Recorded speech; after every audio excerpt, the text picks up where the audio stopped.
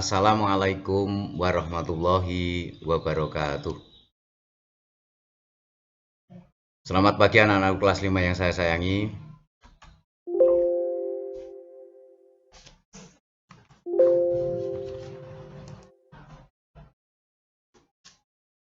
Sekarang Pak Is akan menyampaikan materi kelas 5, tema 7, subtema 1, pembelajaran 3. Perhatikan anak-anak sekalian. Di sini Pak Is akan memaparkan peristiwa kebangsaan masa penjajahan. Nah, yang dimaksud di sini adalah penjajahan bangsa Belanda. Pada saat itu adalah Gubernur Jenderal Johannes van den Bosch yang berkuasa di Indonesia melaksanakan sistem tanam paksa di negara kita. Johannes van den Bosch bangsa Belanda itu melaksanakan sistem tanam paksa dengan sistem kerja rodi, kerja yang tanpa mendapatkan upah. Adapun pelaksanaan sistem tanam paksa dilaksanakan terutama di Pulau Jawa, di Sumatera Barat, di Minahasa, kemudian di Lampung serta Palembang. Yang di Pulau Jawa dan Sumatera dan Minahasa ditanami kopi dan kelapa anak-anak sekalian. Sedangkan yang ada di Lampung dan Palembang ditanami lada. Nah, dengan pelaksanaan sistem tanam paksa itu yang jelas terjadi penyimpangan. Adapun penyimpangan sistem tanam paksa antara lain, perhatikan anak-anakku sekalian. Yang pertama, jatah tanah untuk tanaman ekspor melebihi 1/5 tanah garapan, apalagi jika tanahnya subur. Yang kedua, rakyat lebih banyak mencurahkan perhatian, tenaga, dan waktunya untuk tanaman ekspor, sehingga banyak yang tidak sempat mengerjakan sawah dan ladang sendiri. Yang ketiga, rakyat tidak memiliki tanah harus bekerja melebihi 1/5 tahun. Yang keempat, waktu pelaksanaan tanam paksa ternyata melebihi waktu tanam padi atau 3 bulan, sebab tanaman-tanaman perkebunan memerlukan perawatan terus-menerus. Yang kelima, setiap kelebihan hasil panen dari jumlah pajak yang harus dibayarkan kembali kepada rakyat ternyata tidak dikembalikan kepada rakyat. 6. Kegagalan panen tanaman wajib menjadi tanggung jawab rakyat atau petani. Nah, akibat dari penyimpangan tanam paksa antara lain, akibat tanam paksa, perhatikan. Yang pertama, tanah banyak terbengkalai sehingga gagal panen. Akibat yang kedua, rakyat makin menderita. 3. Wabah penyakit merajalela. Akibat yang keempat, Cirebon dilanda kelaparan sehingga masyarakat banyak yang mengungsi ke daerah lain. Yang kelima, kelaparan melanda Grobogan sehingga rakyatnya banyak yang mati dan jumlah penduduk berkurang. Salah satu tokoh bangsa Belanda yang menentang sistem tanam paksa adalah Douwes Dekker dengan nama samaran Multatuli. Dia menentang tanam paksa dengan mengarang buku berjudul Max Havelaar.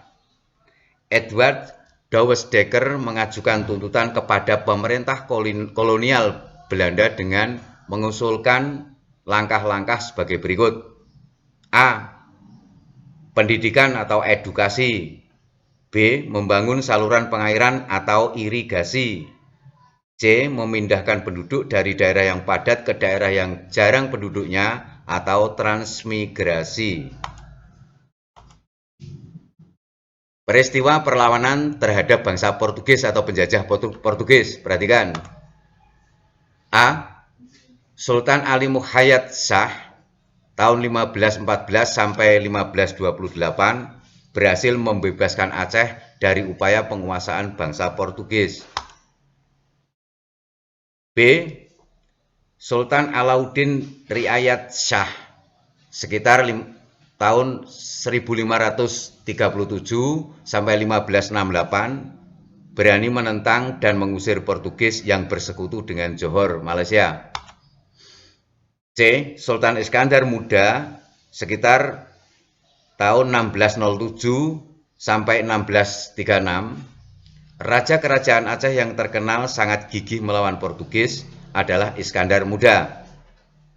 Pada tahun 1615 dan 1629, Iskandar Muda melakukan serangan terhadap Portugis di Malaka. Nah, sekarang tahap peristiwa perlawanan terhadap penjajah Belanda.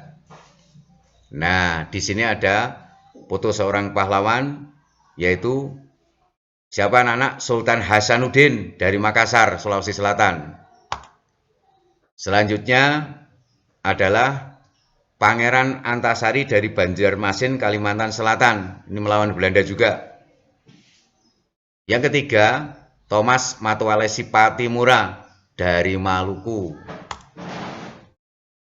Selanjutnya, Sisingamangaraja, mohon maaf, dari Sumatera Utara, dari suku Batak ini, juga melawan Belanda.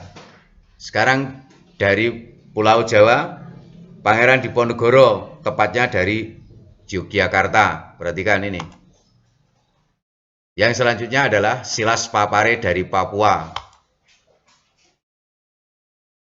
Pahlawan yang melawan Belanda juga adalah Sultan Ageng Tirtayasa dari Banten. Nah, setelah materi saya paparkan, sekarang ada tugas anak-anak, mohon diperhatikan, dijawab ya. 1. Apakah tanam paksa itu? 2. Di mana tanam paksa dilaksanakan? 3. Siapa yang menerapkan tanam paksa? 4. Bagaimana tanam paksa dilaksanakan? 5. Apa akibat dari tanam paksa? 6. Siapa penentang tanam paksa? Nah, sekarang tugas yang kedua. 1. Apa alasan Ternate melakukan perlawanan terhadap Portugis? 2. Siapa pemimpin rakyat Aceh dan Ternate yang melakukan perlawanan terhadap Portugis? 3. Apa hasil dari perlawanan rakyat Aceh dan Ternate? Nah, itu tugas-tugas yang harus kalian kerjakan. Selamat belajar dan tetap bersemangat dan sukses. Saya akhiri, billahi taufiq wal hidayah. Assalamualaikum warahmatullahi wabarakatuh.